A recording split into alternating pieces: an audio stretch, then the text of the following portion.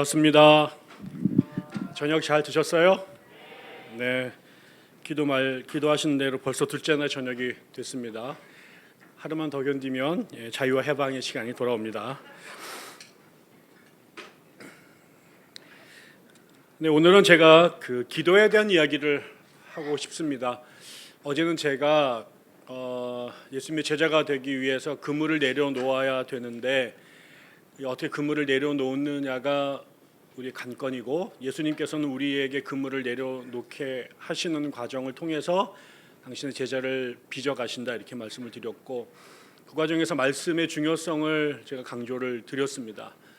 그리고 어제 충분히 얘기를 하지는 못했지만 개떡같이 얘기해도 찰떡같이 알아들을 거라고 생각을 하고, 우리가 말씀을 배우는 것이 기독교 공동체 안에서 이루어지는 일이라면 베드로가 그물을 던졌던 그 바다는 우리의 삶의 영역이죠. 우리가 먹고 살기 위해서 일하는 직장이거나 일터일 수 있는데, 우리는 교회 공동체에서 또 이 IBF 동아리 안에서 하나님 말씀을 배우는 훈련을 한다면 그 훈련이 실현이 되고 이거지고 그렇게 되는 더 결정적인 순간은 우리가 밥을 먹고 살기 위해서 전공을 실천하는 그 공간입니다. 거기에서 예수를 단지 관념이 아니라 실체로, 단지 말씀뿐만 아니라 우리의 생사화복을 결정하는 우리의 창조주요 구세주로 경험하는 그런 간증들이 우리를 예수님의 제자로 가게 하고 우리를 붙들었던 우상들을 내려놓을 수 있게 되는 겁니다. 그거는 일생 동안 끊임없이 여전히 말씀을 다시 읽고 다시 우리의 삶의 현장에서 주님에 따라서, 말씀에 따라서 그물을 던지는 이 실험을 통해서 우리가 붙들었던 그물을 한 번 또 한 번 더 큰 그물을 내려놓는 훈련들이 이어지는 거죠. 그것과 더불어서 오늘 같이 우리가 고민해야 될 또 하나의 되게 중요한 것은 기도라는 겁니다. 한국 교회는 말씀을 드린 것처럼 1880년대 초반에 선교사들이 우리나라에 와서 교회를 세웠습니다. 그 19세기 말에 특히 미국, 그다음에 영국에서는 그 2세대 내에 세계를 복음화하자라고 하는 슬로건을 내걸고 전 세계적인 차원에서 선교 운동이 벌어졌습니다. 그래서 이 19세기에서 20세기로 넘어가는 이 세기 전환기가 늘 교회 역사에서는 주님의 종말, 주님이 언제 오실까, 그럴 때 이 세기가 넘어갈 때 100년 단위, 1000년 단위 때마다 주님이 이때 오시는 거 아니야? 그런 그 관심이 엄청나게 증폭을 했어요. 그래서 그 19세기 말에 어쩌면 곧 주님이 오실지 몰라라고 하는 종말에 대한 기대가 엄청나게 미국 강타했고, 그렇기 때문에 주님이 오시기 전에 한 영혼이라도 더 구원해야 돼, 그게 우리의 사명이야 라고 생각한 일군의 부흥사들, 그다음에 선교사들의 영향 속에서 특별히 이제 아시아 지역에 일본, 중국, 인도에 엄청나게 많은 미국 선교사들, 영국 선교사들이 대거 그리고 엄청난 비용의 선교비를 쏟아부으면서 복음을 전했습니다. 그런데 놀라운 것은 그런 와중에 얻어 걸린 데가 조선이었습니다. 그 당시에 조선이란 나라를 미국 사람들이 안다. 너 지도에서 조선이 어디는지 짚어봐. 근데 그걸 딱 짚는 애들, 이런 애들 누구냐? 이거는 골든벨을 울려라의 50번째 문제를 맞히는 애들입니다. 뭐 그런 걸 다 알아. 뭐 이런 애들이죠. 대부분 사람들은 조선이라는 나라가 어디 있는지 아무도 몰랐고요. 그런데 그 일본으로, 중국으로, 인도로 선교 운동을 가려고 하던 어떤 사람들 중에 아주 소수의 사람들이 조선에 대한 마음을 갖게 됐고, 그들이 와서 우리 이 땅에 복음을 전하기 시작을 했죠. 조선은 제일 어려운 나라였습니다. 당시의 그 통계에 의하면 그 당시 엄청나게 많은 그 미국의 선교사들이 우리나라에 왔어요. 특별히 그때 이제 SVM이라고 하는 Student Voluntary Movement라고 하는 대학생 선교 운동이 벌어졌는데, 1880년대 미국에서 대학을 다니는 사람이 전 인구의 5%밖에 안 돼요. 우리나라는 대학이라는 게 없었고, 그 친구들 중에 3,000명이 넘는 사람들이 거의 30년에 걸쳐서 동아시아 지역에 선교사로 갑니다. 그런데 그 미국에서 간 선교사들 중에 가장 많은 희생자가 조선에서 나옵니다. 선교사들이 제일 많이 죽었어요, 여기서. 그리고 풍토병에 걸리거나 이래가지고 1년도 못하고 도망간 사람들이 수없이 나왔고요. 여러분이 광주에 가면 거기 호남신학교 뒷산에 그쪽 지역에서 활동하던 선교사들의 무덤이 있습니다. 그다음에 서울에 가면은 양화진에 그 외국인 묘지가 있는데 거기에 보면 선교사들이 묻혀 있거든요. 근데 선교사들의 무덤 옆에는 그들의 아이들이 무덤이 같이 있습니다. 꼬맹이들이. 그 당시에 선교사들 중에 아이들을 보통 서너 명 낳는데 그 중에 60%가 죽었어요. 조선에서 10살을 못 살고 물이 거지가 됐기 때문에 수인성 전염병들이 돌았고 학질, 이질 이런 걸로 엄청나게 많이 죽었습니다. 그런데 그 중에 20세기에 여러분도 다 아시겠지만 상식적으로 지금 100년 전, 어라운드 100년 전에 기독교인이 적어도 개신교인이 한 명도 없었던 나라가 130년 만에 전 인구의 20%, 25%가 된 나라는 대한민국 유일합니다. 우리나라보다 훨씬 더 많이 중국에, 일본에, 인도에 기독교 선교사들이 애를 썼지만 지금 동아시아 지역이나 동북아시아 지역에 일본도 우리보다 훨씬 먼저 왔거든요. 그러나 1%, 2% 정도밖에 기독교인이 안 됩니다. 그리고 우리가 맨날 떠드는 것처럼 미국을 이어서 세계 두 번째로 많은 선교사들을 보낸 나라가 우리나라죠. 미국과 우리나라의 교세는 기독교 교세는 거의 10배 이상 차이가 나는데 근데 미국보다 조금 모자른 숫자의 선교사를 보냈다라는 것 이거 자체가 엄청난 일이고요. 그다음에 세계에서 어제도 제가 그런 얘기를 했지만은 세계에서 제일 큰 교회가 우리나라에 있고요. 교파별로요. 장로교, 침례교, 순복음, 성결교회 이 교파별로 전 세계에서 제일 큰 교회도 모조리 한국에 있습니다. 그다음에 미국이나 아마 유럽을 제외하고는 전 세계에서 목사들 가운데 박사학위를 받은 나라가 사람이 제일 많은 나라가 우리나라이기도 합니다. 얼마 전에 WCC 세계 총회를 한국에서 했잖아요. 지난달에는 2달 전에는 세계 오순절 대회를 한국에서 했어요. 이런 대회를 유치할 수 있는 나라들은 아시아의 피선교 지역에 거의 몇 군데 안 됩니다. 이렇게 된 나라가 된 거죠. 이렇게 한국이 적어도 양적으로 보면 선교의 양적으로 보면 20세기 선교의 가장 탐스러운 열매가 한반도에서 맺혀진 거죠. 근데 거기에는 굉장히 다양한 요인들이 있어요. 그런데 그 중에 제일 흥미로운 게 다른 모든 나라의 선교 지역과 조선이 구별되는 게 여러 가지가 있는데 그 중에 제일 독특한 게 뭐냐? 무엇이 한국의 이 선교를 대박나게 했느냐라고 보면 한국 사람들 안에 있는 기도예요. 평양에서 1907년 대붕이 일어났거든요. 근데 그 평양에서 그 대붕 평양 장대현교회에서 1월 초부터 일주일 동안 평양도 사경회를 열었는데 거기에 성령이 임해가지고 엄청나게 막 그 기도회가 터졌습니다. 근데 그 장면을 본 선교사들이 본국에 리포트를 했는데 이거를 동양의 오순절 사건이다 이렇게 불렀어요. 그러니까 사도행전 2장에 나와 있던 성령 강림 사건이 동양에서 벌어졌고 그래서 그때 평양을 동양의 예루살렘이다 이렇게 칭하게 됐습니다. 그런데 매우 흥미로운 게 하나 있는데 그때 사람들이 기도를 어마어마하게 했단 말이에요. 근데 그 전까지 미국 사람들이 동양 사람들, 한국 사람들을 얼마나 우습게 생각했겠습니까? 그러니까 지금은 이 한국이 전 세계에서 제일 마더나이즈된 나라이잖아요. 최근에 벤투가 포르투갈 가가지고 그 뭐 방송국에 출연해가지고 인터뷰를 했는데 거기 아나운서가 한국을 뭐 전쟁 중이고 미개한 나라 비슷한 얘기를 했다가 벤투가 열받아가지고 너 저기 저기 인천공항 가봤어? 전 세계에서 이렇게 잘된 공항은 거기밖에 없어. 그다음에 우리나라에서 제일 부자들만 갖고 있는 비대 한국에는 시민들 집에 다 있어. 그다음에 너 길거리 가봐 다 인터넷 다 터져. 우리 딸이 독일에서 공부하러 갔는데 동네에서 인터넷이 안 돼가지고 이런 나라인데 우리는 아무데나 가면 다 터지잖아요. 그러면서 함부로 까불지 마. 그래서 벤토가 우리가 돈 먹였더니 그 사람한테 변해가지고 애국하고 있어요. 밖에 나가가지고. 근데 그게 거짓말이 아니라 사실이 그죠. 진짜로 잘 삽니다. 외국에 가보면 한국보다 잘 돼 있는 편의성 있는 나라들이 거의 없어요. 정말 잘 돼 있습니다. 그런데 그 100년 전의 조선은 안 그랬어요. 100년 전에는 위생이란 개념이 없고요. 보건이란 개념이 없었어요. 그 당시에 선교사들이 우리나라 와가지고 그다음에 유럽 애들이 우리나라 와가지고 다니면서 쓴 여행기들을 읽어보면요. 조선의 그 제일 잘 사는 종로 내거리에 유기전이 있던 지역이 어떤 줄 아세요? 집집마다 그 당시 우리가 포장이 안 돼 있으니까요. 거기에 사람들이 그 대소변을 보고 나가지고 똥오줌을 갖다 어디다 버리면 길거리에 그냥 다 뿌렸습니다. 아이들은 다 맨발로 다니죠. 집들이 있잖아요. 방에 다 요강이 뭔지 알아요? 그러니까 이게 겨울에 변소가 다니기 어려우니까 집에다 있을 때 그거를 이제 해가지고 어떻게 버리느냐? 문 열고 밖에 이렇게 버립니다. 그럼 그 건더기들이 벽에 다 붙어 있어요.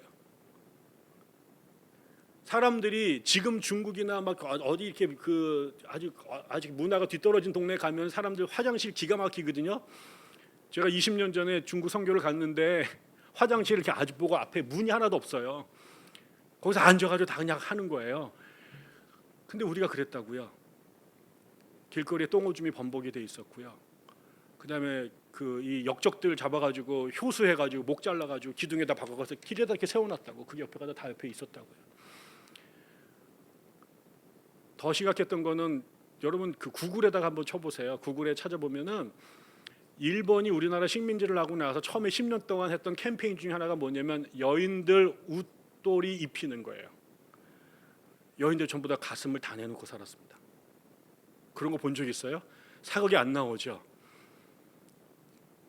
나 아들 낳은 사람이야, 결혼한 여자야라고 하는 증거로 젖가슴을 다 내놓고 다녔다고. 이거를 가리는 것을 일본 애들이 10년 동안 캠페인해가지고 없었어요. 그러니까 서양, 그게 아프리카에 있는 사람들만, 아마존에 있는 여인들만 그런 게 아니라 조선에서 그게 100년 전에 있었던 사실이라고요. 그러니까 이 사람들이 우리나라에 와가지고 얼마나 기가 막혔겠어요. 근데 그런 나라가 100년 만에 전 세계에서 가장 마더나이즈되고 세련되고 이런 나라로 바뀌는데 기독교가 엄청난 역할을 했다고. 그런데요, 그런 나라의 사람들이 모여서 서양 애들이 왔을 때 얼마나 우리나라를 우습게 여겼냐면, 지금도 나오는 기록에 보면 그 선교사가 지나가는데 한 한국인 남성이 길바닥에서 자기의 아내를 주먹으로 막 때리면서 패고 있었어요. 개 패듯이. 그거를 본 서양 선교사가 어떻게 여자를 남자가 저렇게 구타해 그러면서 말 위에서 말 채찍으로 조선 남자를 팼습니다. 그러니까 한국 남자가 자기 아내를 주먹으로 때리는 거는 짐승 같은 짓이라고 생각하면서 그 인간을 말을 때리는 채찍으로 사람을 때린 자기의 행위에 대해서는 정당하게 생각했다고요. 그들의 눈에 조선의 남자들 다 마소처럼 보였던 거죠. 그런 사람들이 보던 나라였고, 우리나라에 와가지고 한글 다 번역해 성경 만들어주죠. 신문사 만들었죠. 책방 만들었죠. 병원 만들고 다 하면서 한국에 오는 사람들을 미개인 취급했단 말이에요. 그런데 그 사람들이 보낸 선교 리포트에서 매우 충격적인 게 뭐냐면, 평양에서 대부흥 일어나서 한국 사람들이 기도하는 걸 보고 처음으로 영적인 열등감을 느껴요. 한국 사람들은 종교가 없다고 얘기했고 영성이 없다고 생각했는데, 성령이 임해서 기도하는 모습을 보는데 한 번도 자기네가 경험해보지 못한 경지의 역사가 평양에서 벌어진 거예요. 그래서 이제 그때 그 뭐가 있었냐면, 통성으로 3천 명이 기도를, 2천 명인가 3천 명이 모였는데 그들이 이제 통성으로 기도를 했거든요. 그 기도의 경기를 일으킨 거예요. 그래서 이 사람들이 자기네 나라의 선교본부에다가 그 현상을 보고를 했는데, 흥미로운 거는 그 한국 사람들이 지금 통성기도라고 하는 이 기도 현상을 표현한 명사가 다 달라요. 선교사들마다. 이 얘기는 뭘까요? 이 현상을 묘사할 수 있는 영어 단어가 미국에 없었던 거예요. 그래서 어떤 사람은 screaming prayer, 어떤 사람은 shouting prayer, 어떤 사람은 audible prayer, 뭐 이런 식으로 다 표현이 달랐어요. 그래서 많은 사람들이 한국 사람들의 기도가 결국은 한반도의 성령의 불길을 일으키는데 결정적인 역할을 했다고 믿었고, 그리고 그 평양에서 시작된 기도의 불이 그 이후에 1920년대 30년대 또 다른 성령의 분길로 이뤄지면서 한국은 전국에 나중에 40년대를 넘어가면서 기도원이라는 게 생겼고, 전국 교회가 새벽 예배, 금요 기도회, 철야 예배, 그다음에 부흥회 이런 것들을 드리면서 기도하는 민족이 됐어요.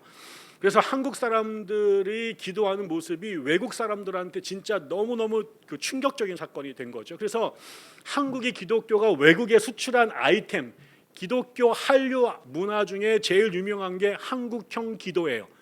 이게 최근에 무슨 국제 목회자들 컨퍼런스가 있었는데 거기에 이제 전 세계 교회 지도자들이 모였대요. 제가 직접 거기 다녀온 사람한테 들은 얘기예요. 근데 거기에 매우 아주 크리티컬 아젠다가 있는 거예요. 이것 때문에 막 논쟁이 나가지고 지금 막 분열되게 되고 싸움이 나게 된 거죠. 근데 그 의장이 오늘 그 회의를 해야 되는데 이게 너무 분위기가 안 좋은 거예요. 그래서 우리가 이제 기도를 좀 세게 해야 될 것 같은데 그때 그 외국인 흑인 목사님이 나오셔서 오늘 우리가 매우 심각한 아젠다가 있는데 우리가 정말 성령께서 도와주셔야만 오늘 우리가 회의를 잘 끝낼 것 같습니다. 그래서 우리가 좀 얼전트하게 기도를 해야 될 것 같은데 그래서 하나님께서 자기가 마음을 주셨는데 오늘 아침에는 우리가 코리안 스타일로 기도했으면 좋겠습니다. 이렇게 했다는 거죠. 그래가지고 그게 다 알아듣고 이러면서 이제 막 통성으로 기도를 했다는 거여서 내 친구가 거기 갔다 와가지고 야 코리안 스타일로 프레이어를 하재. 이거는 이제 한국이 전 세계에다가 보낸 한국형 기독교의 아이템이에요. 그러니까 저는 한국의 기도가 한국 교회의 양적 성장, 그다음에 우리의 그 패션을 터뜨려 가지고 열정적인 종교를 만드는 결정적인 기여를 했다. 그래서 한국의 기독교인들은 기도하는 사람들이다라고 하는 것이고 그게 세계 선교의 열매이기도 하고 또 우리가 만들어서 보낸 우리의 제품이기도 해요. 그런데 동시에 그렇게 성장했던 한국 교회가 오늘날에 와서 갑자기 급전직하 추락하고 있어요. 제가 어제 말씀을 드린 것처럼 이게 단지 숫자가 주는 문제가 아니라 대한민국 사람들이 지난 20년, 30년 동안 조사한 거에 의하면 한국의 넌 크리스찬들이 그 종교 선호도를 조사를 했는데 자기가 만약에 나중에 종교를 갖게 된다면 어느 종교를 갖겠습니까? 라고 할 때 부동의 1위가 불교예요. 그게 20몇 %야. 그 다음에 천주교가 10몇 %예요. 근데 개신교는 6%예요. 30년째 부동의 꼴등이에요. 더 심각한 거는 우리나라 어제 말씀드린 것처럼 우리나라의 파워 엘리트들, 오피니언 리더들 안에 40% 가까운 사람들이 기독교인이라고 했잖아요. 그런데 아까처럼 그런 사람들이 다스리고 있는 이 나라에 기독교를 바라보는 비기독교인들의 선호도가 6%밖에 안 된다는 거예요. 그래서 젊은 친구들이 안 믿는 사람들이나 뭐 나이와 상관없이 안 믿는 사람들이 교회 안으로 들어올 가능성이 거의 없는 거죠. 내가 혐오하는 종교 집단에 정신 나가지 않고서 갈 이유가 없잖아요. 그 왜 한국 교회가 이 모양이 됐을까? 왜 사람들이 싫어할까? 라고 말할 때 가장 많은 사람들이 종교답지 않다라는 거예요. 종교는 세속에 우리가 욕망에 쩔어가지고 돈에 환장해서 온갖 그물들을 붙잡고 살아가는 사람들에게 자네 그러면 안 되네. 우리가 돈이 아무리 필요해도 우리가 사람이지 우리가 짐승 아니지 않은가. 그래서 우리가 아무리 또 성에 굶주려가지고 섹스에 환장해도 우리가 아무 때나 그렇게 살면 안 되네. 라는 이야기를 해줄 수 있어야 되거든요. 그래서 그 신부님이나 스님 앞에 가면 내가 그렇게 살면 안 되겠구나. 그래서 짐승처럼 하던 내 안에 욕망들을 억제하고 좀 더 성숙하고 도덕적인 사람을 살 수 있도록 길잡이를 해주는 게 종교의 역할이었단 말이에요. 그래서 성당에 가서 예배를 드리거나 산사에 가서 불공을 드리고 오면 내가 이렇게 살면 안 되겠지만 삶의 방향을 조절할 수 있어야 돼. 그 얘기는 결국 우리가 사는 속된 세상과 종교가 거하는 성스러운 영역이 구별돼야 됐던 거고요. 그런 면에서. 그래서 여기에 갔다 오면 내가 새로운 사람으로 짐승이 아닌 사람으로 돌아오는 일들을 해야 되는데 교회에 갔는데 우리 사장님이 하시는 얘기를 목사님이 계속하고 우리 회사가 돌아가는 원리와 원칙대로 우리 교회가 돌아가는 꼴을 보고 그 우리 기업이 목적하는 고를 교회도 똑같이 추구하고 있다면 내가 여기를 왜 가야 되냔 말이에요. 이미 여기에 충분히 내가 짐승으로 살고 있는데 그러니까 한국 교회가 그런 면이었다는 거죠. 근데 130년, 100년 전에는 안 그랬어요. 구한말에 우리나라가 조선이 500년 동안 유교를 믿던 주작을 믿던 그 다음에 적어도 우리가 정묘호란 병자호란을 짓고 나서는 명나라가 망하고 나서는 조선이 명나라의 전통을 이어간다 그래서 소중화를 믿으면서 완전히 주작으로 나라를 끌어갔는데 이게 19세기 말이 됐을 때 이 주작을 믿었던 모든 나라들이 청나라든 일본이든 우리나라든 다 서양 애들한테 박살이 났다고요. 그 더 이상 우리 주작이라고 하는 이 유교가 기독교로 상징되는 서양의 제국주의 세력에게 저항할 수 힘이 없다라는 게 판명이 나면서 젊은 세대 친구들이 유교를 버리고 기독교로 갈아타기 시작해요. 우리나라에도 구한 말에 기독교로 개종한 지식인들은 전부 다 조선이 더 이상 유교로 나라를 지켜낼 수 없다라고 판단했던 친구들이, 이 친구들이 황성 기독 청년회, 지금 YMCA로 들어가고 배제와 이화에 들어가면서 기독교로 갈아탄 거예요. 근데 그 시대의 그 변화를 이해하지 못하고 여전히 그걸 붙잡고 있었던 사람들이 있었어요. 그 사람들을 위정척사파라고 그러죠. 결국 그 위정척사파는 조선이 명하면서 역사 속으로 사라져 버렸고, 그 이후에 들어왔던 젊은이들이, 기독교 신자가 됐던 애들이 독립운동을 하고 3.1운동을 주도하고 나중에 45년에 나라를 세우는 일에 중심이 됐다고. 우리나라의 상해에, 그 다음에 만주에, 북간도에 가서 독립운동을 했던 사람들이, 가장 많은 숫자의 사람들이 결국은 대종교와 기독교와 천도교의 사람으로 나눠져요. 상해 임시정부를 세웠던 중요한 인물들 다 기독교인들이었어요. 45년에 나라가 다시 해방이 되고 모였을 때 우리나라에 3명의 가장 중요한 리더가 있었다고. 그게 이승만, 김구, 김규식이에요. 전부 다 기독교인들이었어요. 심지어는 북한의 김일성마저도 그의 아버지가 김용직이었고, 그 사람 아버지가 평양 숭실 출신이고 그의 어머니는 강반석이라고 장로교회 권사님이셨어요. 이 사람이 제일 중요하게 생각하는 그 사람들이 다 기독교인이었다고. 그래서 젊은이들이 교회에 다니고 예수를 믿고 기독교 계통의 학교를 다니면 사람들이 바뀌어서요, 자기 혼자 배 채우는 일을 떠나서 민족을 걱정하고 나라를 걱정하고 나라를 세우는 일들을 직접 했다고요, 예수쟁이들이. 그래서 1910년에 한일합방되고 나서 데라우치가 우리나라의 초대 총독으로 왔는데 제일 먼저 무슨 일을 일으키냐면 소위 말한 백오인 사건이라는 걸 일으켜요. 다 여러분 배웠을 거예요.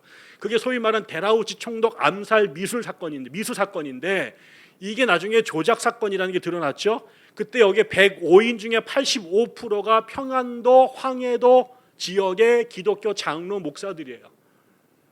왜 그랬을까요? 왔는데 전부 다 조선이 눈이 해태가 돼가지고 민족의식도 없고 나라가 먹었는지도 아무 생각이 없는 사람들이 대부분이었어요. 근데 그 사람들이 왔는데 눈이 초롱초롱 띈 애들이 있어요.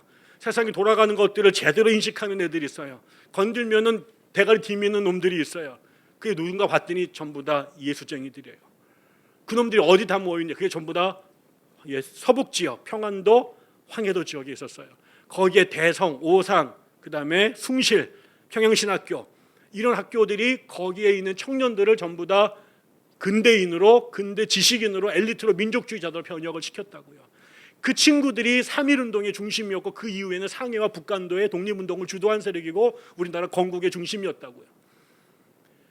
그런데 그렇던 기독교가 지금이 와가지고는 가장 혐오하는 종교가 됐어요. 여전히 돈도 제일 많이 받고 가장 많이 배우고 가장 높은 지위에 차지하고 있는데 지금 이 나라가 더 이상 누구도 좋아하는 나라가 되지 못하고 지옥 불반도가 됐고 젊은이들이 교회 다니려고 하지 않는 시대가 됐단 말이에요. 전국에서 제일 혐오받는 대학들이 기독교가 운영하는 사학들이고 전국에서 제일 꼴보기 싫어하는 사람들이 기독교 개신교 목사들이 되는 이런 시대가 왜 됐을까? 저는 우리의 부흥과 성장에도 교회 기도가 있었고요. 결국 오늘 한국 교회를 이 모양으로 만들어 놓은데도 기도가 있었다고 생각이 들어요. 기도는 우리와 하늘을 연결시키는 젖줄과 같은 거잖아요. 탯줄과 같은 거잖아요. 이 기도가 제대로 드려지면 하늘의 기운이 내려오는데 이 기도가 잘못되면 그 기도가 결국은 마귀가 내려오는 통로가 되어버리는 거예요. 제가 오늘 설교할 내용을 책으로 썼어요. 제가 쓴 모든 책은 안 팔립니다. 그래서 출판사들이 제 책을 아무도 안 주려고 그러는데 제가 쓴 책이 FM 기도라는 책이 있어요. 원래는 삶으로 드리는 기도라고 했는데 출판사에서 지들 마음대로 FM 기도를 한 거죠. 근데 그 말은 주파수를 맞춰야 된다는 거예요. 기도가. 이게 하나님과 주파수가 맞으면 그분의 소리가 우리에게 들리죠. 근데 잘못 맞으면 딴 방송이 들어와요.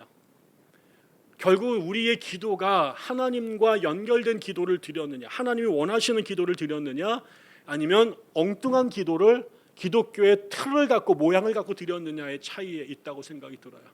저는 그래서 우리가 한국 교회의 기도가 어떤 게 대세고 우리가 정말 드려야 될 기도가 뭔지에 대한 얘기를 해보고 싶은 거죠.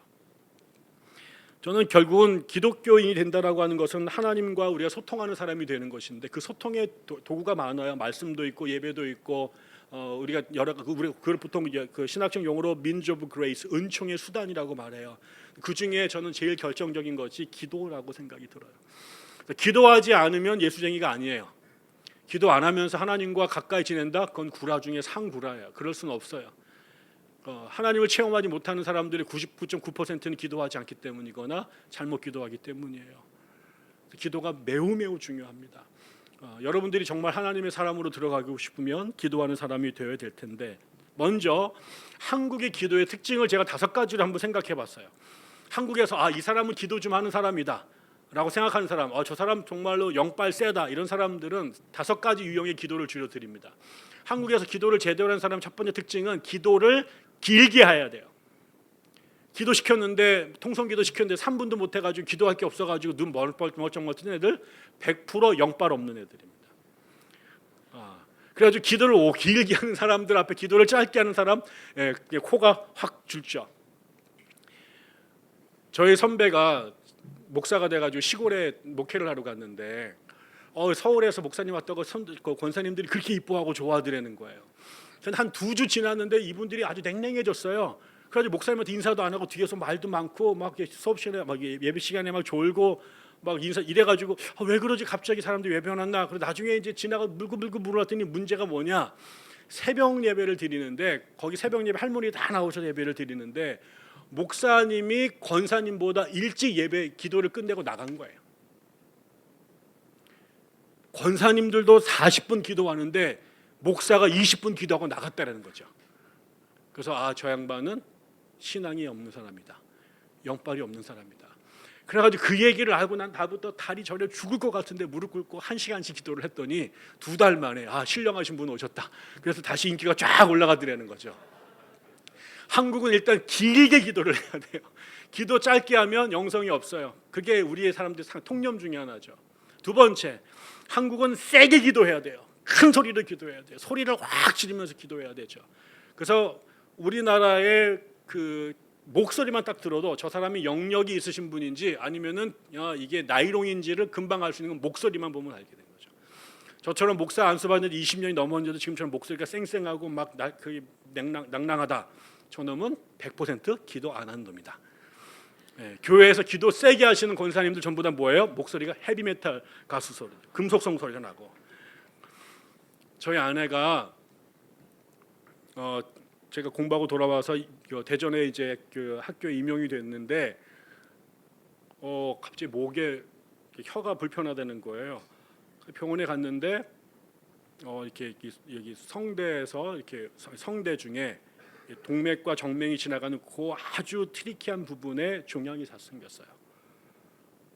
그래가지고 이거를 수술을 받아야 된다고 그랬는데, 문제는 이게 완벽하게 수술을 하더라도 목소리를 잃어버린다는 거예요. 근데 저희 아내가 진짜 노래를 잘하는 소프라노 성가대 멤버였거든요. 정말 내가 만난 여자 중에 아마추어 중에 그렇게 노래 잘하는 사람이, 그 사람과 결혼한 이유 중에 하나도 그거였는데, 근데 이 정말 그 충대병원에서 수술을 받았는데 수술을 딱 하고 나니까 그 다음으로 정말 목소리가 없어졌어요. 이 성대가 이제 진동이 안 되는 거예요. 그래서 여보 밥 먹어 이렇게만 하게 돼서 옆에 사람만 알아들을 수 있게 된 거죠. 그런 상태에서 제가 교회를 개척을 했습니다. 우리 아내가 교회를 개척하는 걸 반대했거든요. 그러니까 시간이 목소리가 날아가니까 안 되겠다. 네 맘대로 해라. 그래가지고 이제 개척을 하게 됐어요. 근데 이제 그 신자들이 하나도 없는데 어느 제가 아는 분이 누가 소개를 해가지고 한 분이 우리 교회를 오신 거예요. 근데 신자가 아무도 없었거든요. 예배를 딱 드리고 나가는데 그분이 제 손을 딱 잡더니 목사님, 그때 제 교회가 주사랑교회 대박 날 것 같습니다. 왜 그렇습니까? 사모님 목소리를 들으니까 기도하시는 분이네요. 저런 분이 뒤에 계시는 한 목사님 대박입니다. 그러니까 그 여자는 우리 목사 아내가 수술을 해가지고 목소리가 없어진 걸 모르고 기도를 너무 많이 해가지고 목이 쉰 줄 알고요. 그러니까 그 사람들의 생각은 아까 목소리가 저런 목소리가 나는 거는 저 여자는 철야로 새는 사람이고 성령이 어마어마한 사람이라는 생각이 드는 거죠. 그래서 기도를 세게 하면 영성이 있고 기도를 세게 하지 않으면 영빨이 없는 것 같은 생각들이 통념이 우리 안에 있습니다. 세 번째, 울면서 기도해야 되죠.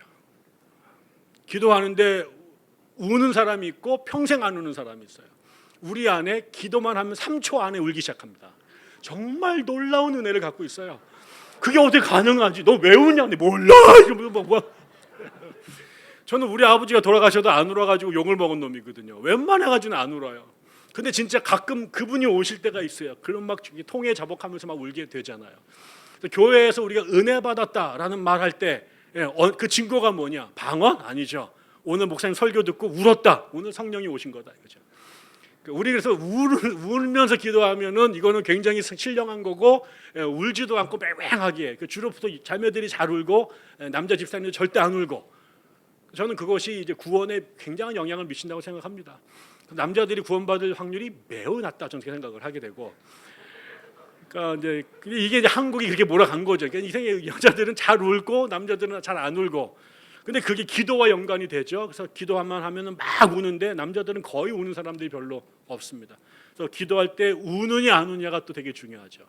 네 번째는 굶는 거예요.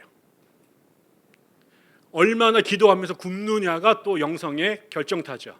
소위 말하는 금식기도.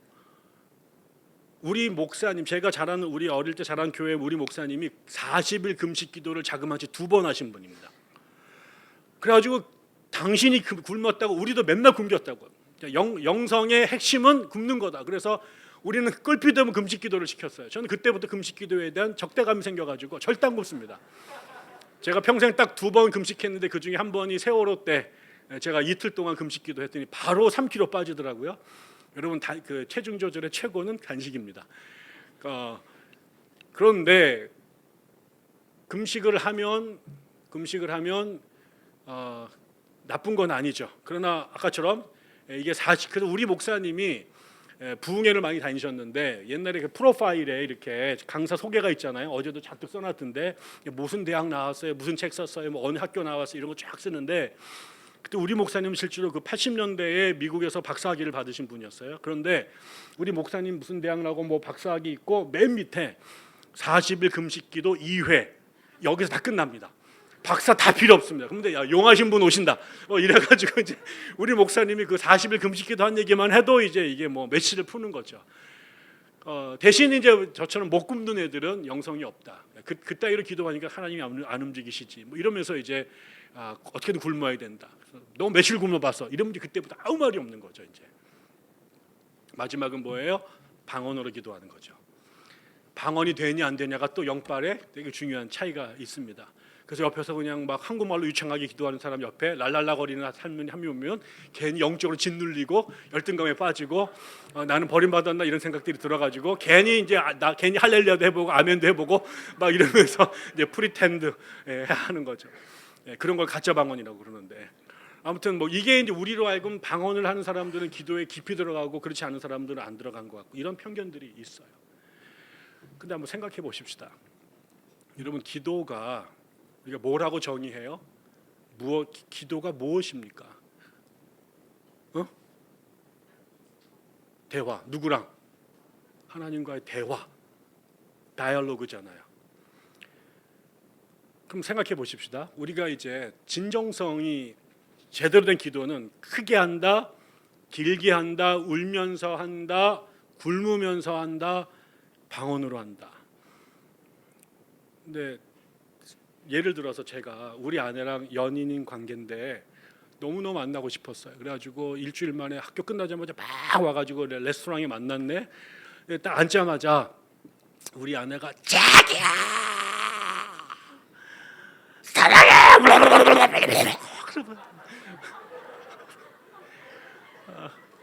4천만 땡겨줘 안 하면 죽어버릴 거야. 이거를 2시간 동안 내 앞에서 한다고 생각해 보세요. 내가 벽에다 머리를 박고 죽어버릴 거예요.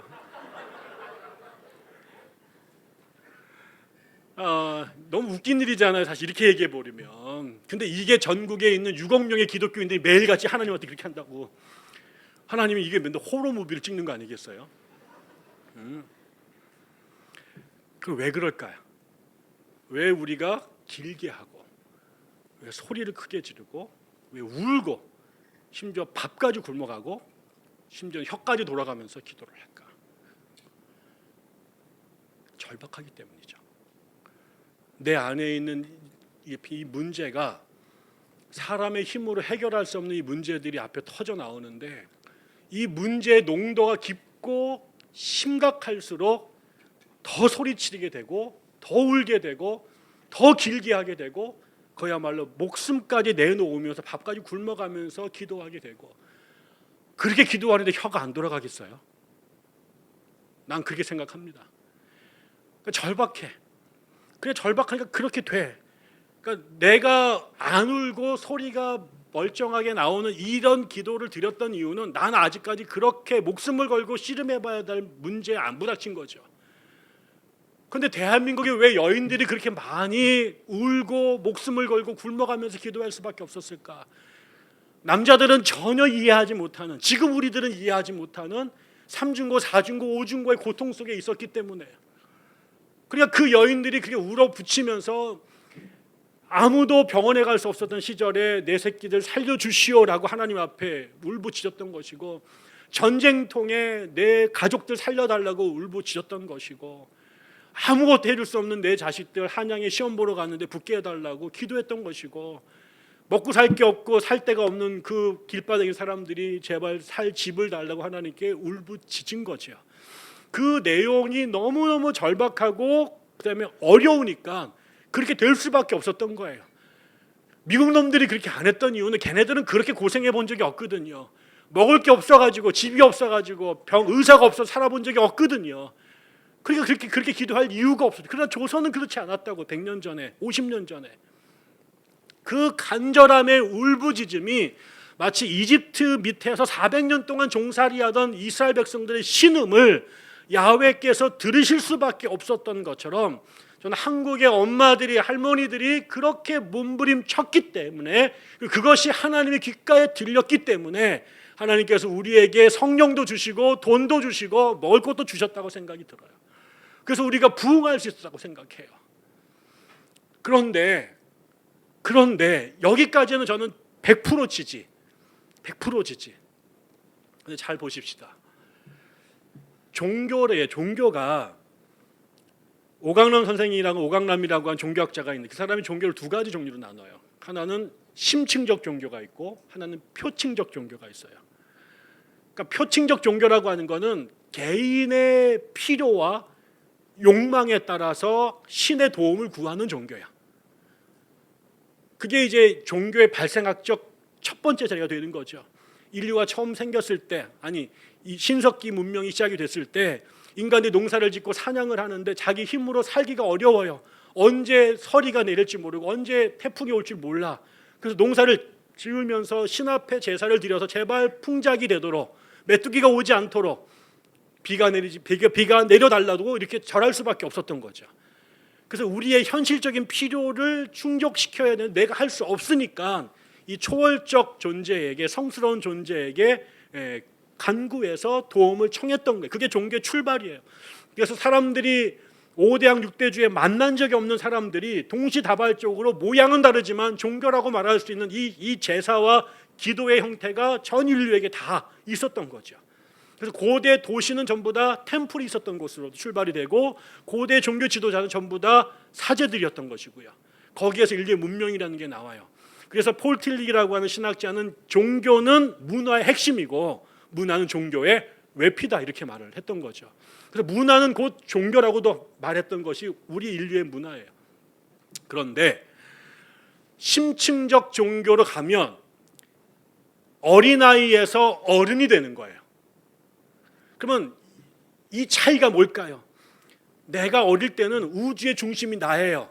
나의 필요에 의해서 울부짖고 난리 부르고 땡깡 부려요. 그러면 엄마가 젖도 주고 밥도 주고 사탕도 갖다 주는 거예요. 그래서 달라고, 엄마한테 뭐 좀 달라고, 채워달라고 막 띵깡을 쓰는 게 어린아이죠. 근데 이 아이가 성장을 하면 어떻게 돼요? 그때부터 누가 보여요? 타자가 보여요. 그래서 나도 배고픈데, 나도 먹을 게 없는데 이걸 쪼개서 나보다 더 배고픈 사람한테 줄 수 있게 돼요. 나 혼자 다 먹을 수 있는데 나누어 줄 수 있게 되고요. 나의 필요를 또 절박하지만 나보다 더 필요한 사람들에게 양보할 수 있는 것들이 생겨나요. 그래서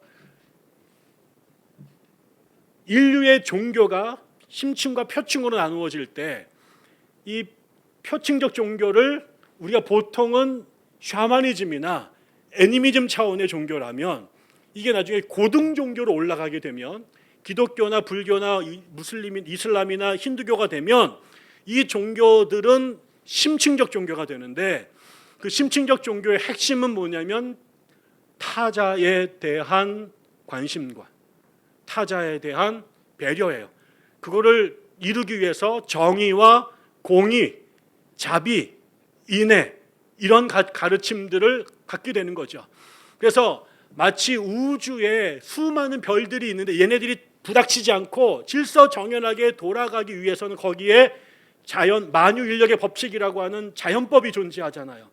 근데 인간들은 자유의지와 욕망의 덩어리예요. 그래서 돌아가질 않아요. 더 가져도 더 갖고 싶고, 더 많이 강간했는데 또 하고 싶은 짐승이 인간인 거고, 이런 이기심과 욕망 덩어리인 인간이 같이 마치 우주가 별들이 질서정연하게 돌아가는 이런 삶을 살기 위해서 인간 안에 무엇이 주어지냐면 칸트의 말에 의하면 도덕법이라는 게 존재하는 거예요.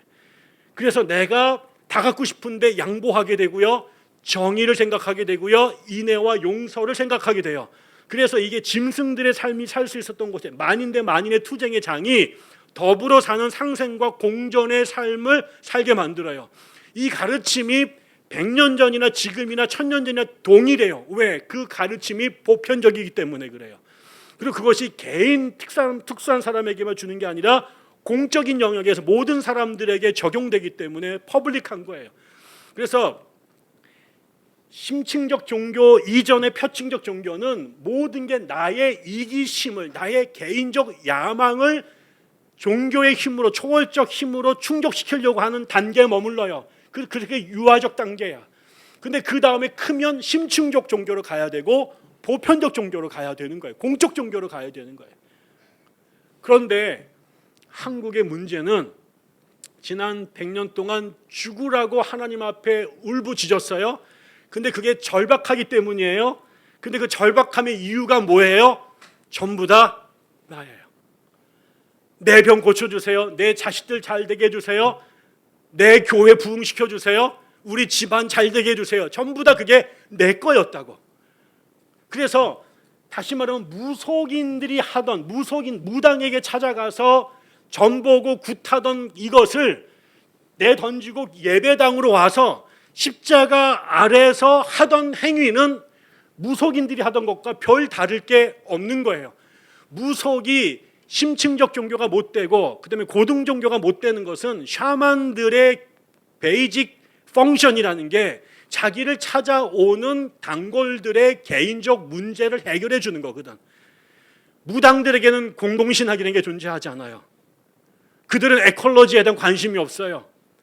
조국의 민주화와 인권에 대한 관심이 그들에게 거의 존재하지 않아요. 물론 무당들 중엔 그런 분들도 계시고 나라무당 하시는 분도 계세요. 그러나 대부분의 점집에 있고 지금도 내림굿 하시는 분들 대부분은 그런 이유로 하지 않아요. 그래서 우리가 무당을 다른 성직자들의 반열로 존중하지 않는 거예요. 문제는 기독교가 아무것도 없을 때, 생존 자체가 어려울 때 하나님한테 나 좀 살려주세요라는 기도는 정당해. 그러나 그 기도를 100년째 이제 나라의 바닥이 아니라 중심과 정상에 있는 종교, 그 다음에 사회를 끌고 나가야 될 자리에 있는 성숙한 100살 된 교회가 여전히 1살, 10살, 15살짜리들이 드리는 역할을 계속하고 있는 것은 이거는 발육부진의 장애예요.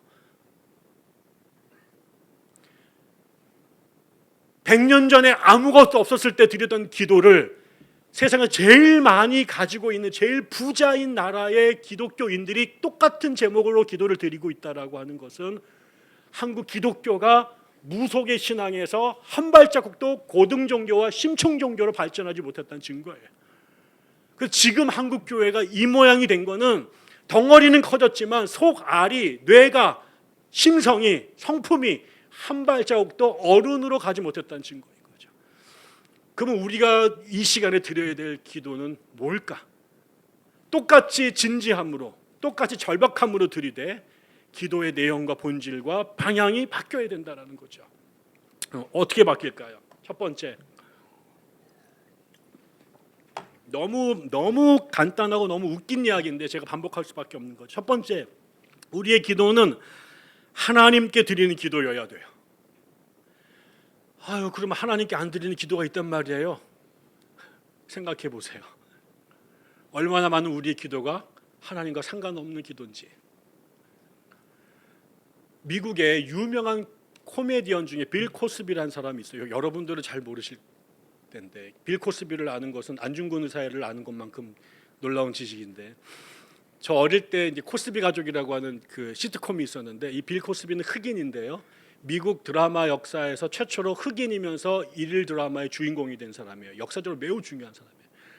근데 이 사람은 또 그냥 일개 코미디언이 아니라 미국의 매사추세츠 스테이트 유니버시티라는 곳에서 교육학으로 PhD를 한 사람이에요. 코미디언이 교육학 박사가 됐어요. 근데 이제 이게 이 예가 적절하지 않은 게, 이 사람이 나중에 이제 그 성 스캔들을 일으켜가지고 깜빵에 갔기 때문에 이게 정말 적절하진 않은데, 제가 박사과정을 하던 두루 대학의 졸업식에 어느 날 코스비가 감옥에 가기 전에 졸업식 연사로 왔어요. 코스비 왔다고 그래가지고 막 동네 사람들까지 다 와서 구경을 이제 하러 왔는데, 그 사람이 그날 그 졸업식 연사를 하는데 그게 저한테 매우 감동적이었거든요.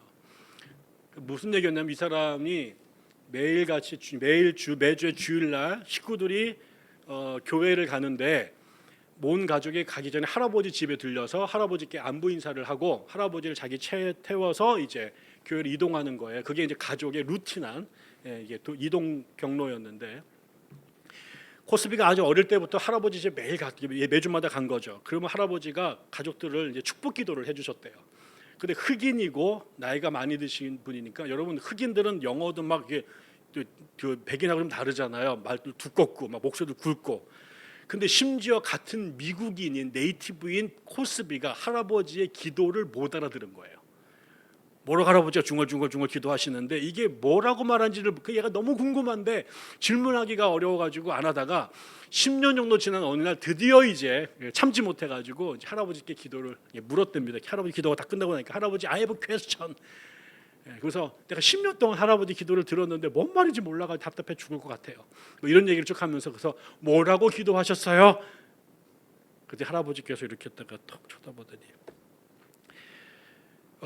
Bill, don't care. I didn't pray to you. 나는 너에게 기도하지 않았어. 저는 그게 굉장히 충격을 받았어요. 우리의 많은 기도는 연설이에요.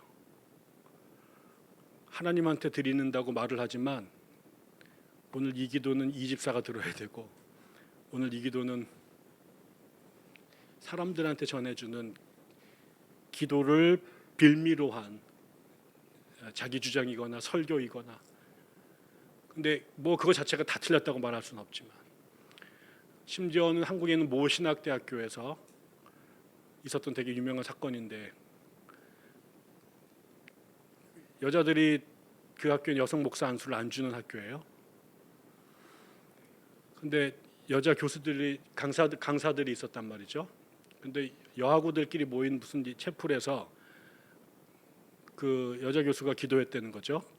하나님, 우리의 여기 많은 여하구들이 공부를 하고 있는데 아직까지 우리 교단에서 여성 안수가 안 줘서 교수가 못 되고 목사도 못 됩니다. 그러니까 앞으로 은혜를 주셔서 나중에 이 학교에서도 여하구들이 목사 안수도 받고 교수도 되는 그런 날이 오도록 도와주십시오라고 이제 채플 때 기도를 드리신 거예요. 대표 기도를. 근데 이 기도를 하나님 응답하신 게 아니라 그 학교의 남자 교수들이 응답했었어요. 그래서 감히 그런 자리에서 그런 기도를 올렸다고 강사직을 잘랐습니다. 그들한테 한 기도 아니에요. 기도는 하나님께 드리는 거예요. 근데 응답을 지들이 했어요. 신성모독이에요. 너무나 많은 우리의 기도가 하나님에게로 가지 못하고 기도가 시위와 데모의 혹은 자기 주장의 도구가 되죠. 오늘날도 많은 기독교 운동가들이 시위의 목적으로 기도회를 열어요. 노상에서. 그럴 수 있어요. 그 마음을 모르지 않아요. 그러나 정말 우리가 잊지 말아야 될 것은 기도는 사람들이 하고 싶은 자기의 말을 세상에 전하는 종교도 도구이지 않아요. 기도의 가장 중요한 건 우리가 하나님께 드리는 거예요. 기도를 들으셔야 될 1차적 청자는 사람들이 아니라 하나님이 들으셔야 돼요. 하나님의 귓가에 가지 않고 사람에게 먼저 전달된 기도는 또 다른 싸움과 갈등의 원인이 되고요. 그것이 또 하나의 정치의 도구, 종교의 도구가 돼요. 기도는 하나님과 우리와의 대화이지 싸움과 정치의 도구가 될 수는 없어요. 그래서 조심해야 돼요. 조심하고 또 조심하고 또 조심해야 된다. 두 번째는 기도는 믿음으로 드리는 거예요. 믿음으로 안 드리는 기도가 있나요? 그런데 실제로 매우 많은 우리의 기도는 기도를 드린 자들이나 듣는 자들 가운데 그 기도를 믿는 사람들이 별로 없어요. 사도행전에 매우 재미있는 얘기가 나오죠. 베드로가 어느 날 잡혔습니다. 복음을 전하다가. 그러니까 베드로의 같은 교회 다니던 사람들이 베드로가 감옥에 갇히게 되니까 너무 걱정이 돼가지고 같이 모여서 기도회를 합니다. 하나님 베드로를 빨리 구해주세요. 꺼내주세요. 라고 기도합니다. 근데 그 기도에 하나님이 응답하셨어요. 그래서 베드로를 기적적으로 감옥에서 끄집어내가지고 집으로 왔다고요. 근데 그 밖에서 베드로가 와서 문을 막 두드리니까 그 집에서 같이 기도하던 자매가 뛰어나가가지고 문을 열었는데 베드로가 있는 거예요. 그걸 보고 나서 귀신이다! 베드로 귀신이 왔다! 그리고 막 돌아갔다고. 그들이 하나님께 베드로를 구해달라고 기도했지만 그들 가운데 아무도 하나님께서 그 기도에 응답하실 거라고 믿었던 놈이 아무도 없는 거죠. 너무나 많은 기도가 우리에게 종교적 퍼포먼스로 끝나요. 우리의 영적인 스트레스를 풀어내는 장으로 끝나요. 근데 우리가 하나님 앞에 드리는 기도가 믿음 없이 드린다면 이거야말로 종교적인 언어 플레이에 끝나는 거예요. 기도라고 하는 이 핵이 하나님 나라에 도달하기 위해 던지는 이 미사일이 믿음이에요.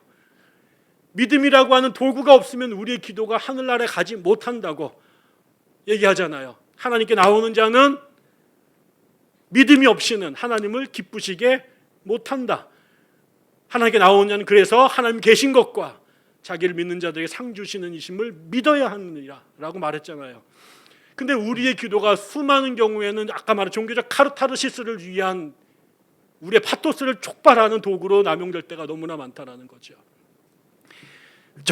제 유학 시절 저희 둘째 딸이 소연이에요. 영어 이름이 사브리나인데 이 아이가 이제 2살 정도 됐어요.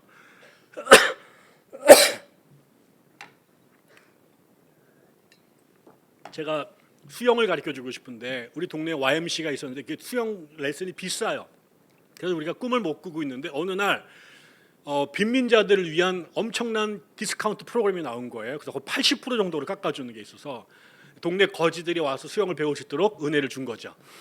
그래서 제가 이제 이때다 그래서 이제 우리 딸내미를 이제 수영 아카데미에 등록을 시켰는데 첫날인데 우리 아내가 가기로 했는데 갑자기 일이 생겨가지고 나보고 급히 가라고 그래서 제가 도서관에서 공부하다가 막 뛰쳐가서 우리 애를 데리고 이제 거기 간 거예요. 근데 늦었어요.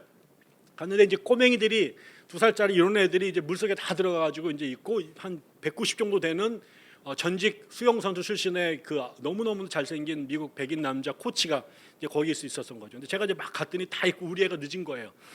그래서 이제 그 가기 전에 우리 아이가 물에 처음 들어가니까 이제 우리 아이를 이제 지키기 위해서 이게 그 뭐야 토이젤러스인가 거기 가가지고 온 몸에 끼우는 풍선 이 튜브를 다 샀어요. 그래서 전신 갑주를 입혀가지고 어떤 악마도 우리 딸을 물속에 집어넣지 못하도록 완전 군장을 시킨 거죠. 갔더니 우리 애만 이러고 나타난 거예요. 아, 이게 조선 민족들은 정말 이렇게 어떻게 할 수가 없는데, 그건 딱 나타났는데 애들이 다 들어갔는데 이제 코치가 이제 사브리나 컴온 뭐 들어와 이러는데 얘가 아주 막 가더니 물을 보더니 이제 쫄아가지고 이러고 이렇게 못 들어가는 거예요. 그러니까 선생님이 계속 별 얘기를 다 하는데 이놈이 이제 못 들어가고 나를 계속 쳐다보고 나는 뭐 어쩌라고 나보고 내가 들어가 이러면 안 들어가고 계속 이렇게 이게 시간이 무한정 되니까 아직 코치가 아, 안 되겠다. 그러니까 혹시 소연이 아빠가 좀 대신해서 어떻게 해보세요 이러는 거예요.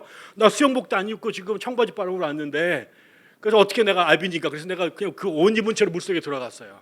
그래서 여기 가가지고 소연아 아빠야 괜찮아 했더니 아빠 하더니 몸을 부락 던져서 가슴에 턱 앉았어요. 그리고 그 순간 제가 눈물이 뻥 터졌습니다. 얘가 왜 못 던지고 저는요 수영하긴 하지만 나는 우리 아이가 물에 빠지면 못 구합니다. 나 혼자 살기 힘들어. 그런데 여기 정말 전직 프로 수영 선수가 키가 나보다 머리가 하나 큰 이 근육질 남자가 있는데 우리 애가 왜 못 뛰어들었을까? 누군지 몰라요 저놈이. 그러니까 우리 아이 그 어린 것에게도 처음 보는 놈이야. 내가 몸을 던져서 저놈이 받아줄 거라고 하는 이 크레딧이 없는 거예요. 근데 나는 누구예요? 자기가 똥기저귀 싸울 때 그거 갈아주던 사람이고 자기 목욕 맨날 시켜준 사람이고 길거리 지나가 자빠지면 일으켜줬던 사람이고 넘어질 때 내가 손잡아서 일으켜줬던 사람이고 자기 자빠졌을 때 데리고 병원에 갔던 사람이잖아요. 그러니까 이 어린 아이에게도 내가 실제로 수영을 잘 못하는데도 불구하고 저 인간은 지금 자기를 위해서 지금 옷을 입고 물속에 들어간 저 인간은 내가 몸을 던졌을 때 이렇게 피할 놈은 아니다라는 것을 이 아이가 경험에 근거해서 알고 있었던 거예요. 무엇이 얘로 하여금 그 몸을 던지게 하냐. 물 보고 그거 못 들고 벌벌 떠는 애로 하여금 물속에 몸을 던지게끔 만드는 게 뭐냐면 나에 대한 믿음이에요. 그건 이성도 아니고요. 선험적 경험도 아니라 자기가 살면서 경험했던 이 사람은 나를 피하지 않고 안아줄 거다라고 하는 그 어린아이의 겨자씨만한 믿음이 그 아이로 하여금 그 두려움을 뚫고 공중에 몸을 던지게끔 만든 거예요. 그거에 대한 나의 반응이 뭐였을까요? 제가 나도 모르게 그날 눈물이 터졌고 그 짧은 시간 안에 내가 뭐라고 그랬을까? 내가 앞으로 이 새끼를 위해 산다. 내가 평생 동안 이 아이의 든든한 백이 될 거다. 내가 평생 동안 이 아이 어떤 놈들이 손 하나 건드지 못하도록 내가 마지막까지 이 땅에 어떤 놈 새끼들이 내 딸 손 하나 건드리면 지옥 끝까지 갈기갈기 찢어 죽일 겁니다. 우리 아이를 건드리면 내가 죽어서라도 귀신이 돼가지고 그날 내가 결심한 거예요. 우리가 아버지 하나님 도와주십시오. 아버지 하고 나의 기도 제목을 던질 때 당신이 내 마음을 들으실 줄 믿습니다 라고 던질 때 우주 끝에 있었던 하나님이 그거에 대한 당신의 반응이 당신의 아들을 십자가에 죽여 우리에게 구세주로 주신 거예요. 자식을 십자가에 달았다는 얘기가 난 무슨 말인지 몰랐어요. 하나님이 달리지 않고 지가 안 달리고 지 새끼를 달린 게 난 처음에는 비겁하다고 생각해서 지가 안 죽고 근데 내가 애비가 되고 나니까요 이 아이가 나하고 비교할 수 없어요. 이 아이가 내 삶의 전부가 되는 것이고 나는 이 아이를 위하면 1000번도 더 죽을 수 있어요. 저는 24시간, 25시간을 살아요. 돈 벌기 위해서. 저는 커피 한 잔하고 책 한 권만 있으면 평범한 사람인데 내가 왜 돈이 필요할까? 내 새끼 입에다가 하나 더 집어넣으려고. 저 아이 옷 하나 더 사주고 싶어서. 공부하러 가는데 등록금 한 번 더 내주고 싶어서. 그래서 이래요. 나는 겨우 그거야. 근데 하나님은 그렇게 아까운 그 자식을 십자가에 단다고요? 그거는 하나님이 우리를 향한 당신의 사랑이라는 것이 무엇인지를 인간이 갖고 있는 문학적 상상력의 극단으로 표현한 거예요. 더 이상 어떻게 말해야 내가 너를 정말로 사랑하고 내가 정말 다 줬다라고 하는 걸 어떻게 표현할까? 그건 자식을 다는 거예요. 우리의 기도에, 우리의 겨자씨만한 기도에 대한 하나님의 응답이 아들로 주시는 거예요. 그 힘이 기도에 있어요. 네 번째는요, 타자를 위한 기도예요. 아까처럼 우리의 모든 기도가 내 거 이거였잖아요. 근데 그 기도가 내 거에서 점점점 저놈 걸로, 쟤네들 걸로, 저 자식들 걸로 우리의 대상과 목적이 바뀌어 나가는 거예요. 어느 목사님이 그렇게 얘기하십니다. 주일날 목사님이 갑자기 300명 되는 교회에 풍선을 300개를 갖고 왔어요. 풍선을 300개를 다 나눠줬습니다. 여러분 부세요. 막 불었죠. 신나고 설교 안 하고 막 이렇게 너무 재밌잖아요. 그래서 막 불었어요. 거기다가 매직으로 자기 이름을 쓰세요. 썼어요. 놓으세요. 이렇게 막 난리가 막 났잖아요. 빨리 가가지고 여러분 자기 거 찾아오세요. 그랬더니 막 가면서 이년아 왜 밟냐 저 새끼 막 이러면서 막 난리가 난 거죠. 막 교회가.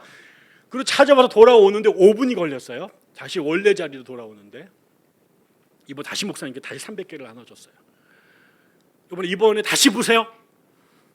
자기 이름 쓰세요. 놓으세요. 쫙 나갔죠. 이번에는 여러분 앞에 떨어진 풍선을 찾아서 집어서 그 주인한테 갖다 주세요. 그랬더니 5초 걸렸대요. 옛날에 브루스 올마이티라는 영화가 있는데 옛날 영화 보신 이게 나랑 같은 연배시군요. 안 보신 분들은 나중에 한번 꼭 보시면 좋은데 거기에 이제 그 짐 캐리라는 코미디언이 신이 되고 싶었습니다. 그래서 하나님한테 이제 자기가 신이 되게 해달라고 그랬더니 하나님 정말 소원을 들어줘가지고 너 하나님 해 이래가지고 하나님이 됐어요. 너무 좋잖아요. 지가 하고 싶은 거 다 할 수 있게 되니까 막 그 자기의 정말 올마이티한 능력을 마음껏 인조이를 했어요. 근데 그에게도 특권만 있는 게 아니라 이제 자기의 이제 그 책임과 의무가 있는 게 뭐냐면 전 세계에서 올라오는 기도에 응답을 해줘야 돼. 귀찮잖아요. 그래서 다 내버려 뒀어요. 그때 천국에 있는 그 컴퓨터에 이메일이 뭐 수억 개가 올라와 있는 거예요. 이거를 다 일일이 다 저게 이제 이렇게 하려니까 너무 귀찮고 그러다 이 사람 생각했죠. 모든 사람들 기도에 예스라고 하면 다 좋아하겠지. 그래서 all yes 하고 엔터를 딱 쳤어요. 지구가 지옥이 됐어요. 지옥이 됐어요. 내가 대학 다닐 때 어느 날 학교를 갔는데 신문에 스포츠 신문에 헤드라인이 눈에 확 들어왔어요. 그 당시 우리나라에 아직 프로가 나오기 전인데 그 대통령배 전국 축구 대회가 제일 큰 대회였어요. 거기에 두 팀이 결승전에 올랐는데 놀랍게도 결승에 붙은 팀이 한 팀은 할렐루야, 다른 한 팀은 임마누엘이었어요. 우리나라에 두 개의 기독교 축구 단체가 있었는데 보통 할렐루야가 아주 잘하고 임마누엘이 약간 떨어지는 팀이 그때 어떻게 임마누엘이 잘해가지고 결승전에 할렐루야와 임마누엘이 올라온 거예요. 근데 헤드라인이 뭐인 줄 아니까 하나님은 누구 편일까? 내가 평생 돈 주고 처음으로 내가 스포츠 신문을 샀다는 거 아니에요? 2차 대전이 벌어졌는데 독일 군대의 엄마들이 매일마다 주일날 예배당에 새벽마다 교회에 모여서 자신들의 무사 귀환을 자신들의 팀을 위해 승리를 위해 기도하는 거예요. 영국 군대의 자식들은 또 어머니들은 또 영국 교회에 모여서 자기 편의 승리를 위해 기도하는 거예요. 하나님 누구 편일까요?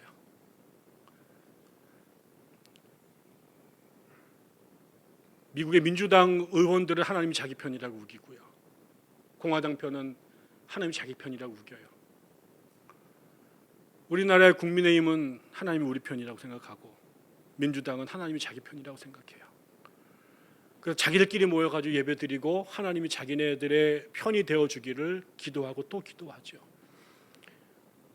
그 사람들이 안에서 하나님은 과연 누구 편일까요? 우리는 하나님이 우리 편이면 안 돼요. 우리가 하나님 편이어야 돼.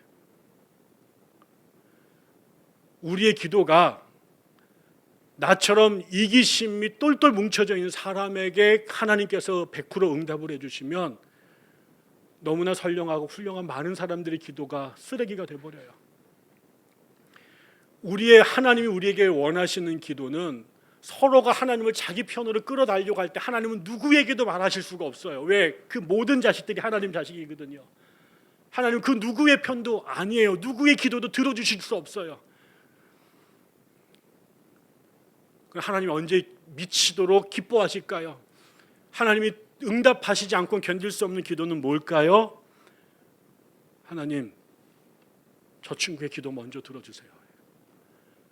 하나님, 우리 애도 대학 가야 되지만 저 아이도 대학 가야 됩니다. 우리 팀도 이겨야 되지만 쟤네들도 이겨야 되잖아요.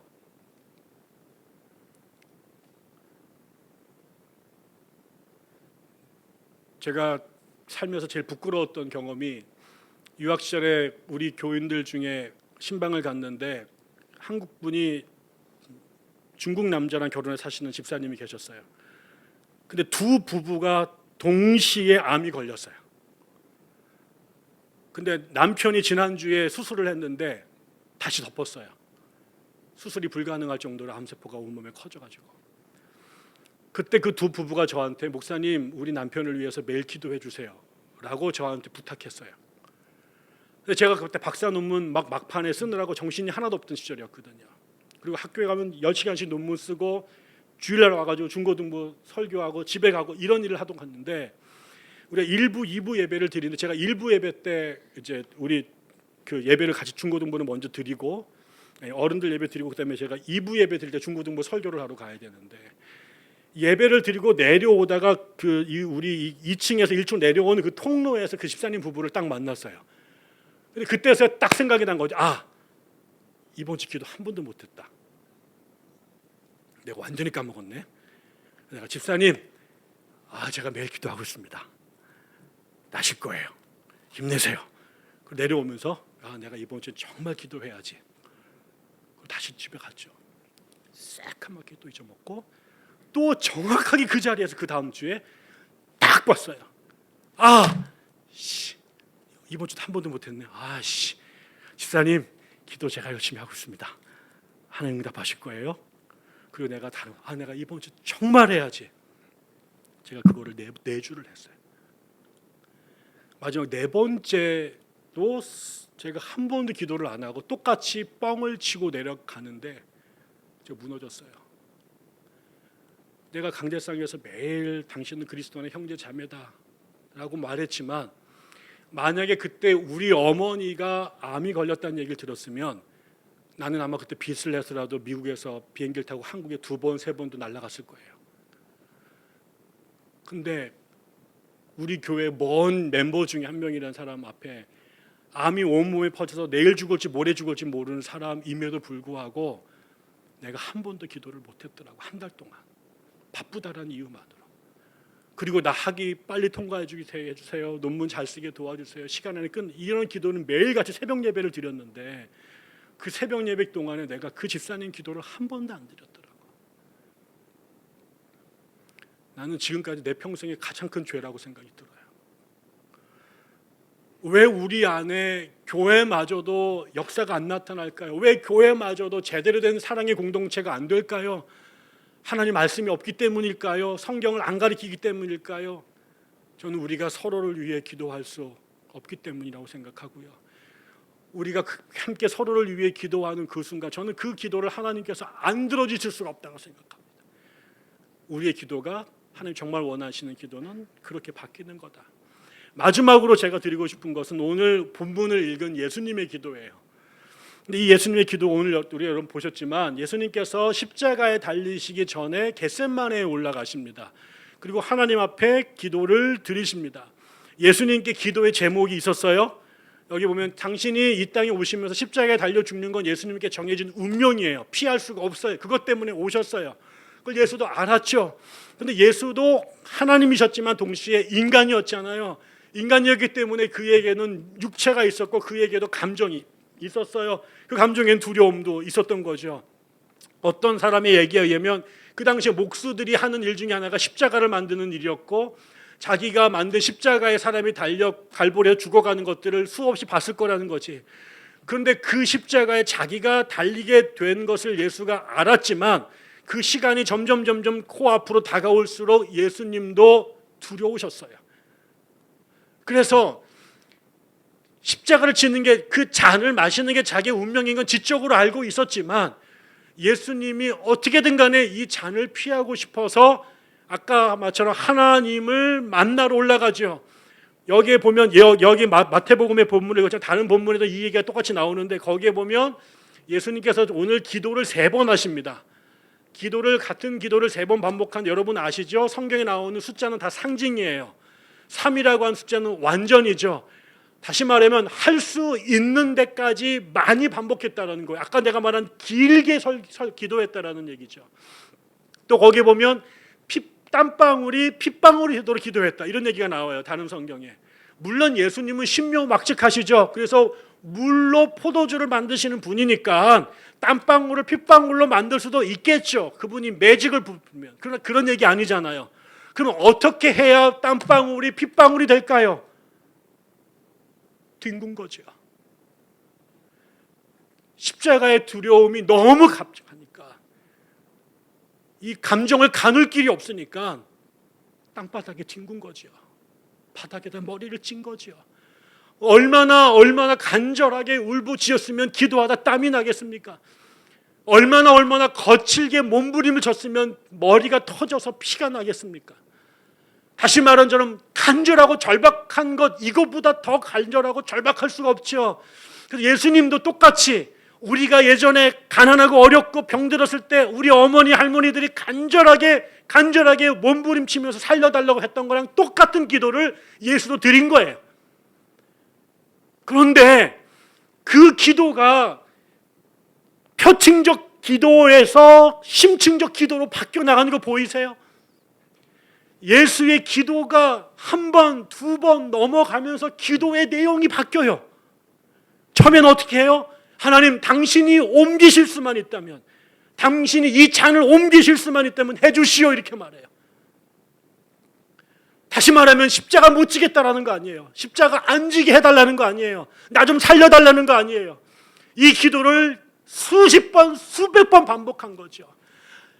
하나님을 흔들 수 있을 때까지. 야복강가에서 그 야곱이 하나님과 씨름하는 것처럼 밤이 새도록 살려달라고 했겠지요. 못 먹겠다고. 그런 애비가 어딨냐고.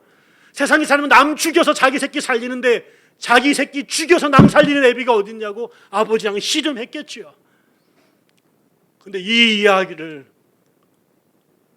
모놀로그가 아니라 다이얼로그잖아요. 하나님의 소리가 들려오는 거죠. 미안해.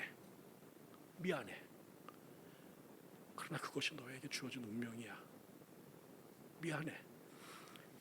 이 싸움을, 그런 아버지가 어딨냐고. 하나님은 미안해. 그럼에도 불구하고 네가 그 길을 가야 돼. 이 싸움을 우주에 끝나지 않을 영겁의 시간을 반복하다가 예수님이 서서히 하나님의 소리가 귀에 들리기 시작해요. 하나님의 뜻이 명료해지기 시작해요. 그래서 하나님의 마음을 바꾸려고 들어가서 큰 소리로 울부짖으면서 목숨을 걸고 그렇게 하나님하고 씨름하던 그가 하나님의 소리를, 하나님의 뜻을 들으면서 그 뜻에 자기의 뜻을 굴복시켜요. 그래서 그 기도가 하나님께서 이 잔을 치우실 수만 있다면 치워주시오 라던 기도가 하나님, 제가 이 잔을 마셔야만 한다면 이 잔을 마실 수 있도록 도와주십시오 라는 기도로 바뀝니다.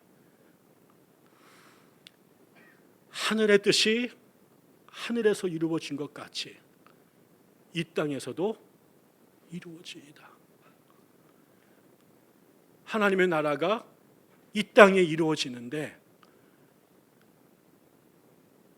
이 땅에 있는 모든 종교인들이 자기가 원하는 세상을 이 땅에 만들려고 했고 자기가 원하는 세상을 만들기 위해서 신들을 이용해 온 것, 그것이 표층적 종교였다면 하나님의 사람들은 기도를 통해 내 뜻을 구하려고 들어갔다가 하나님의 뜻을 발견하고 그 하나님의 뜻에 자기의 뜻을 꺾어서 내 안에 하나님의 뜻이 이루어지도록 자기를 굴복시키는 거예요. 그게 예수가 드린 기도예요. 내 욕망의 구현의 도구가 아니라 하나님의 뜻이 이루어지는 하늘나라와 이 땅을 잇는 하나님의 젖줄로 기도가 사용되는 것이죠. 이 순간에 예수의 종교는 표층적 종교에서 심층적 종교로 바뀐 것이고, 자기의 욕망을 구현하려고 하던 무당적 종교에서 하나님의 나라가 이 땅에 임하는, 하나님의 뜻이 실현되는 하나님 나라의 구현체가 되는 거예요. 여러분들이 매 순간 하나님 앞에 여러분의 기도의 제목을 들고 가지만, 그것을 이루기 위해서 하나님을 흔들라고 기도를 배웠지만, 그것이 어느 순간이 지나가면 내 뜻을 이루어 달라고 하나님을 움직이던 자리에서 하나님의 뜻이 내 안에 이루어지게 해달라고, 내 뜻이 아니라 아버지의 뜻이 실현하게 해달라고, 내가 하나님을 움직이는 게 아니라 하나님이 나를 움직이게 해달라고. 그래서 내가 드리는 모든 기도의 시간이 하나님의 뜻을 발견하는 시간, 그 하나님의 뜻의 영적인 씨름이 반복되다가 마침내 내가 하나님 앞에 나를 처복종해 그분의 뜻에 아멘하게 될 때 나의 모든 기도의 자리는 하나님의 나라가 임하는 자리가 되는 거예요. 그렇게 우리나라에 있는 6만 개가 넘는 예배당 안에서 800만 명이 넘는 한국의 예수쟁이들이 이렇게 기도를 드릴 수만 있다면, 내가 이루어지는 내 자식들, 우리 교회, 우리 당, 우리 지역, 우리 민족, 이 기도가 아니라 하나님의 뜻이 이루어지게 해달라고 하는 기도로 우리의 기도가 바뀌어가는 순간만큼 대한민국 땅에, 여러분의 삶에 하나님의 나라가 임하는 것입니다. 그래서 이 세상을 바꾸는 것, 이 세상에 하나님의 나라를 실현하는 것은 죽창을 들고 광장에 나가 우리의 원수들의 배를 쑤시는 게 아니라, 우리가 싫어하는 놈들에게 폭탄을 던지는 것이 아니라, 하나님의 뜻이 나부터 내 안에 이루어지도록, 내 하나 안에 하나님의 나라가 정복되도록 우리를 기도를 통해 하나님 앞에 드리는 거예요. 그래서 그렇게 될 때 우리의 모든 기도는 응답되는 것이고, 기도는 이 세상을 변화시키는 가장 신령하면서도 가장 무서운 하나님의 도구가 되는 것이고, 그때 우리들의 교회와 기도 자리는 이 세상을 하나님의 나라로 변화시키는 하나님의 손과 발이 되는 것이지요. 저는 여러분들이 그리스도의 제자로 변화가기를 원합니다. 근데 그 첫 자리에 여러분이 하셔야 될 하나님이 주신 놀라운 축복의 도구가 있습니다. 그거는 많이 배운 것, 못 배운 것 상관없습니다. 말을 할 줄 몰라도 되고요, 지능이 낮아도 괜찮고요, 화려한 레토릭이 필요하지 않고요, 그냥 아버지 그 말 한마디가 충분합니다. 기도하겠습니다. 우리 이 시간에 한번 같이 기도할까요? 하나님께 우리를 기도의 사람으로 드렸으면 좋겠습니다. 하나님, 우리에게 기도할 수 있는 힘을 주십시오. 기도 없이 이런 유가 나갈 수 없다고 당신께서 말씀하셨는데, 기도하지 않고 우리가 하나님 나라 볼 수 없고, 하나님과 연결될 수 없고, 하나님의 영향을 받을 길이 없는데, 우리가 기도로부터 너무 멀리 떨어져 있는 삶을 살고 있는 것 같습니다. 이 시간에 성령께서 우리 가운데 오셔서 우리의 마음을 움직여 주시고 우리의 무릎을 꺾으셔서 우리가 하나님 앞에 겸손하게 당신의 이름을 부르며 당신의 뜻이 당신을 향하여 믿음으로, 그리고 우리의 이웃과 형제들을 위하여 중보하는 자리에 설 수 있도록 우리의 뜻이 아니라 하나님의 뜻이 이루어지는 그런 기도를 드리는 사람으로 성숙할 수 있도록 해달라고 이 시간에 하나님 앞에 함께 우리가 진지하게 기도를 드렸으면 좋겠습니다. 같이 기도하십시다. 하나님 아버지,